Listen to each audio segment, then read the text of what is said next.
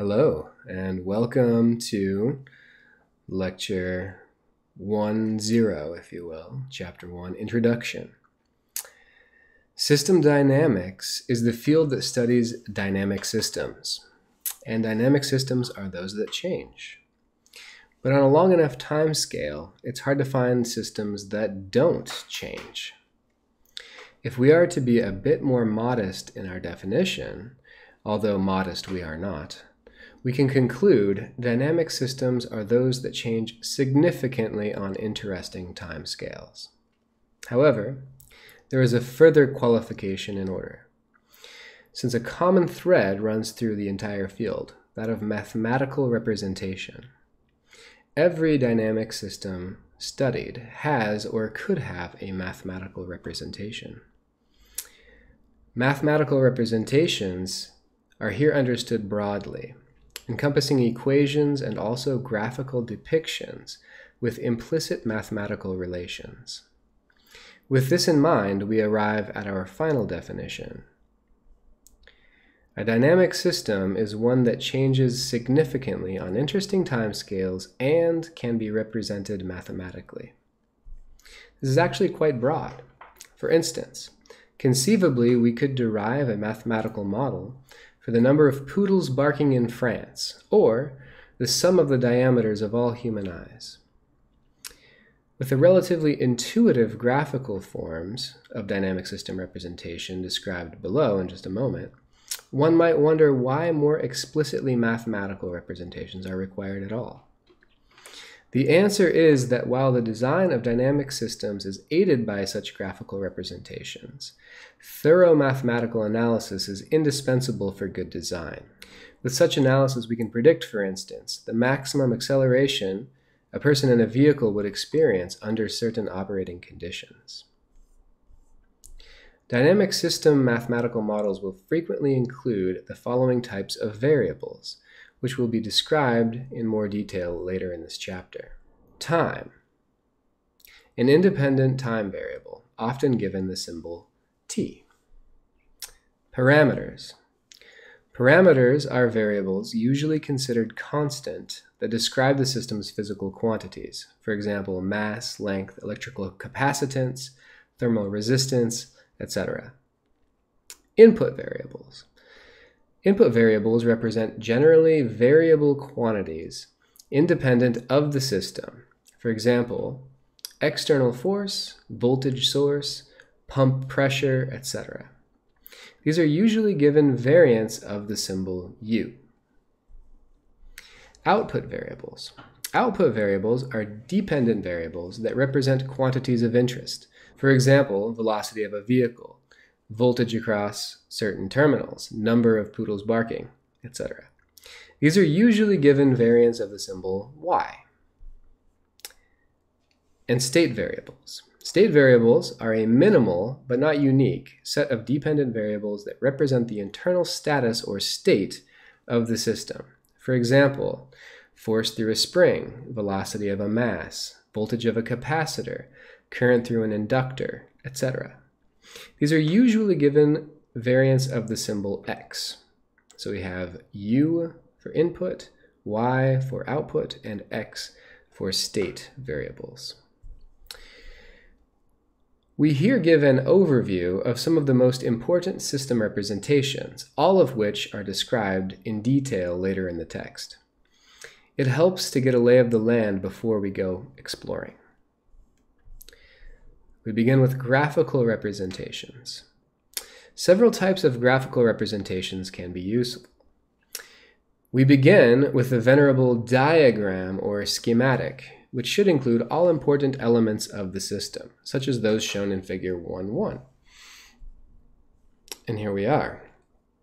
We have a circuit diagram. We have a translational mechanical discrete system diagram or lumped parameter model diagram. We'll describe the meaning of lumped parameter model in the coming lectures. We have a fluid system that is being lumped parameter modeled again with a pump, with a tank, with a little bit of pipe, and then also with a valve as well. And then we also have a mechanical system here that has a continuous model diagram associated with it, where we're looking at maybe an element here, and we have considerations of maybe multiple spatial dimensions, where we consider this beam, this cantilever beam, to be continuously varying. So we're not going to lump those parameters together. These would all be examples of schematics or diagrams. The mathematical relations in schematics are frequently rather implicit. For instance, the schematics of the two-mass system in figure 1.1, that is this guy, explicitly specifies certain equations, such as that the force applied by the spring K, so this spring here, is equal in magnitude and opposite in direction for each element M1 and M2, so each of these mass elements. The spring is going to apply a force in equal magnitude and opposite direction to each of these masses. So that's implied by this schematic. The equations for each element, later called the elemental equations, are rarely explicitly given in any of the graphical system representations. In our two-mass example, for instance, each mass element would have Newton's second law as its elemental equation. This is implied by the fact that it is represented as a mass. However, sometimes additional information is required. In the case of the spring K, connecting the masses, it is reasonable to expect that the force in the spring is monotonically related to its length. This is, as we will see, what it means for an element to behave as a spring. So it's reasonable to expect that. However, from the schematic alone, it is risky to assume the spring follows Hooke's law, that is, that its force is proportional to its length. So many diagrams require a narrative supplement. It could be a nonlinear spring, for instance. It doesn't have to be necessarily a linear spring. A more precise and minimal graphical representation of a dynamic system is the linear graph, the subject of Chapter 2. Some sample linear graphs are shown in figure 1.2. So we have a mechanical system here with springs and dampers and a mass and a force source.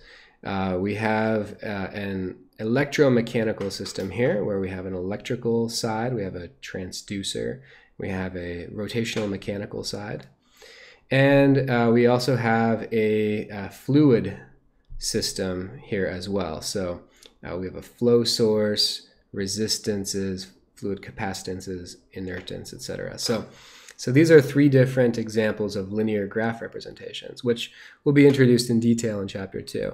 But this gives you sort of an idea of what they're going to look like.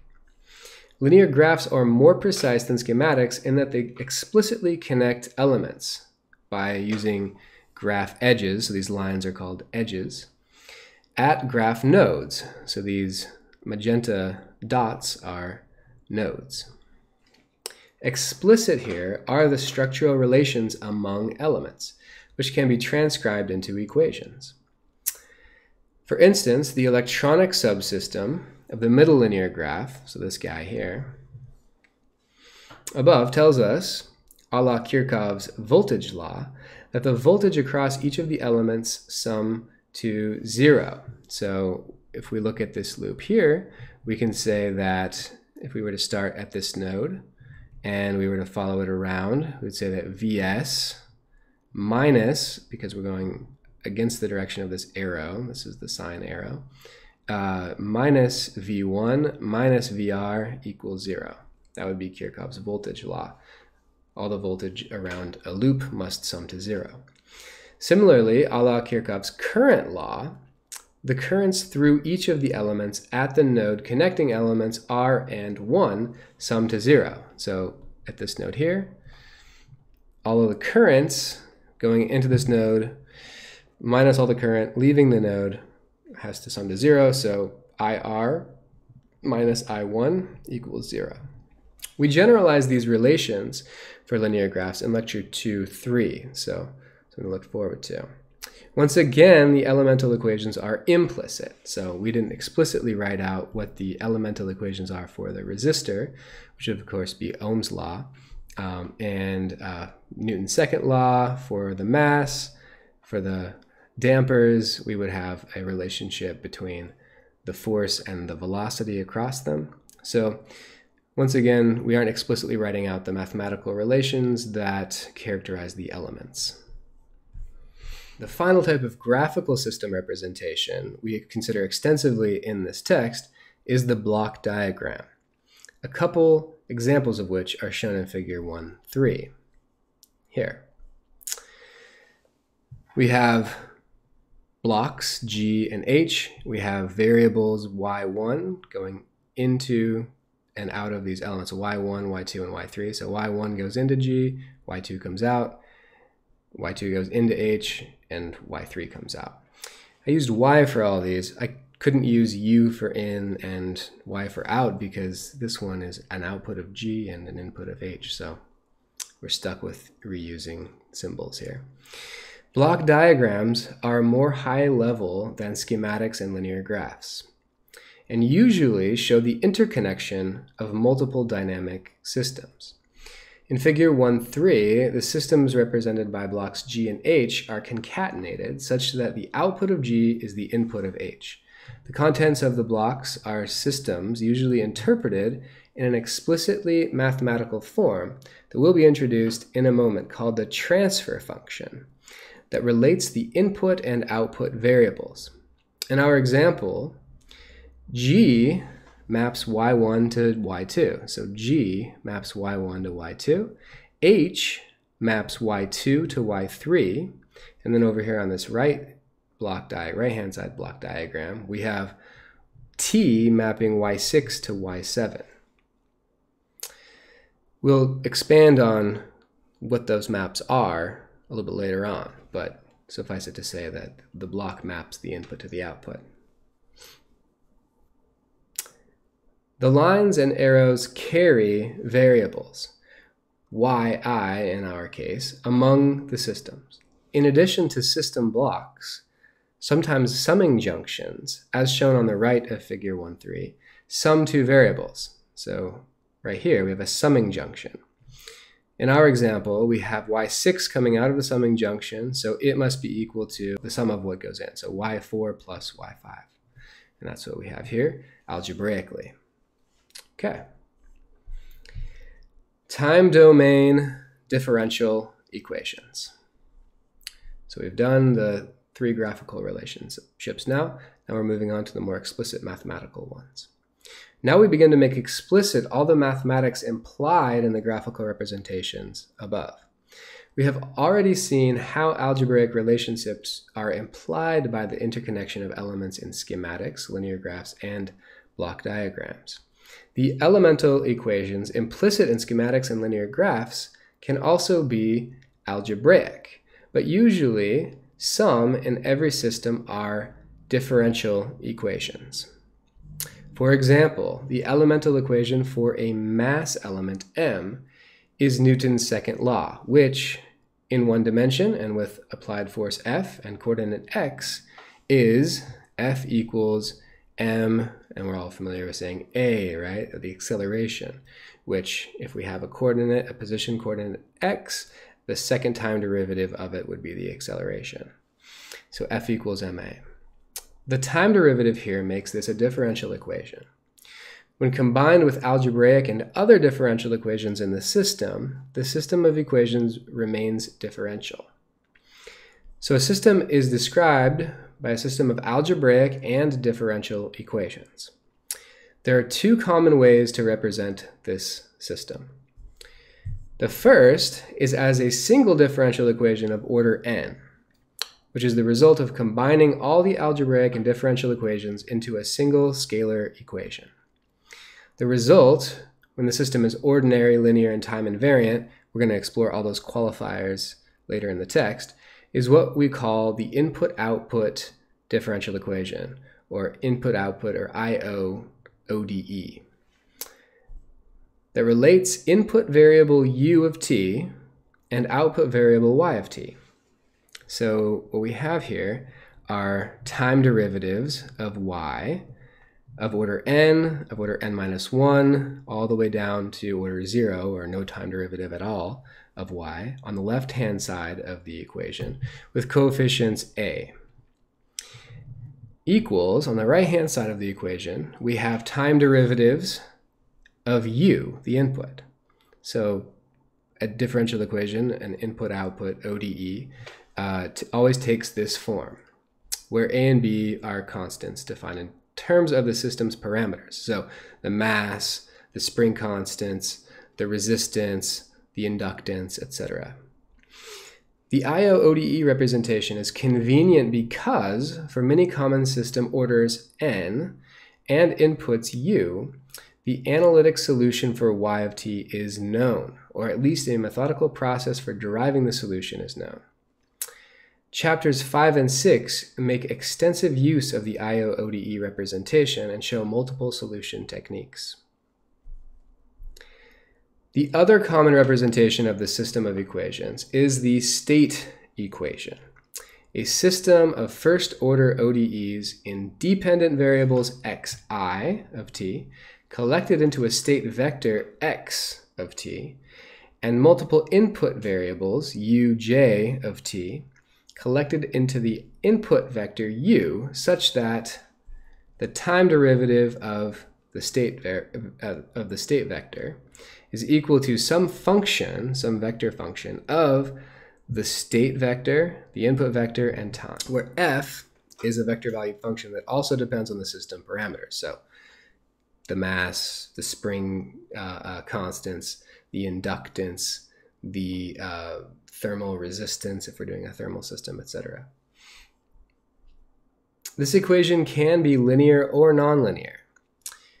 Note that multiple outputs yk can also be found from the output equation. Putting them into a vector y, we have it equal to some function g, vector valued function g, of the state vector, the input vector, and time as well.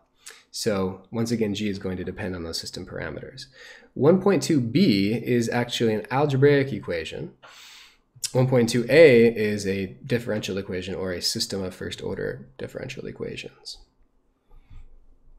Together, 1.2a and b comprise what is called a state space model of a system. The state space model can fully represent a system with multiple inputs and multiple outputs, something not possible with an IO-ODE. This representation is actually going to be expanded upon significantly and defined rigorously in Chapter 1. So this is just a little bit of a crash course in it. For many linear systems, the state equation can be solved analytically, as described in Chapter 7. Another advantage of the state space model is that it can also be easily solved numerically, as Chapter 7 also covers. The mathematical system representations above include many variables that are presented as explicit functions of time, t, which is why we say that they are time domain representations. Frequency domain, algebraic equations.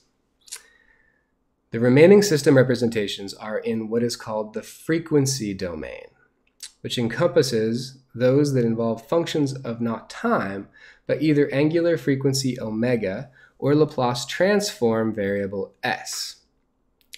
In fact, the Laplace and Fourier transforms and their inverses are the bridges between the time and frequency domains. The frequency domain will be properly introduced in Part 5. For now, let's define these two remaining system representations in terms of their respective transformations. It is worth noting that the following representations are only defined for linear systems. The transfer function, h of s, is defined as the ratio of the Laplace transform of the output, which is y of s, equals the Laplace transform of y of t, the output as a function of time, to the Laplace transform of the input, u of s, which is the Laplace transform of u of t, the time domain function of the input. i.e., h of s, the transfer function, is the Laplace domain output divided by the Laplace domain input. A quick rearrangement of this yields the output y of s equals h of s u of s. If we were to inverse Laplace transform, which is given by this symbol here, we would get y of t. Okay, so we can actually use this to solve for what the output is. Let's loop back for a moment to the block diagram representations of figure 1.3. So now I've brought figure 1.3 down here so we can see it while we read through this part. So we said the block G here maps input y1 to output y2. The specific mapping is now clear. The block G is usually represented by the transfer function g of s. So g of s is the transfer function from y1 of s, the input to G, to y2 of s, the output of G. And y2, so solving this for the output y2, is equal to the transfer function multiplied by the Laplace transform of the input y1. We see that this means in the Laplace domain, system blocks are just algebraic products of the input and the transfer function. What's more, this transfer function thinking is very powerful. The system is understood as operating on an input with a transfer function and yielding an output. That is the transfer function. So that's our first frequency domain representation. Second is the frequency response function h of j omega, which is defined similarly but in terms of the Fourier transform instead of the Laplace transform.